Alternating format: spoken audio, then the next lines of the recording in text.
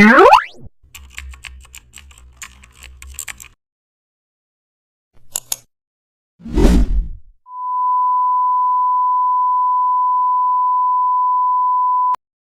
back to the channel. Don't forget to like, share and subscribe for more updates. Today we are explore an amazing topic of Photoshop, how to create stock market education poster. We begin with a soft gradient background. Now chart shapes, build the base, then arrows explain movements. After that labels it in shape tags. Next spacing improves understanding. Now icon supports learning.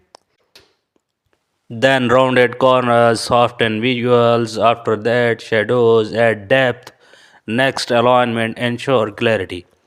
No grouping organizes content. Then color balance builds trust. After that, hierarchy is refined. Next, final contrast checks. Now polish the design.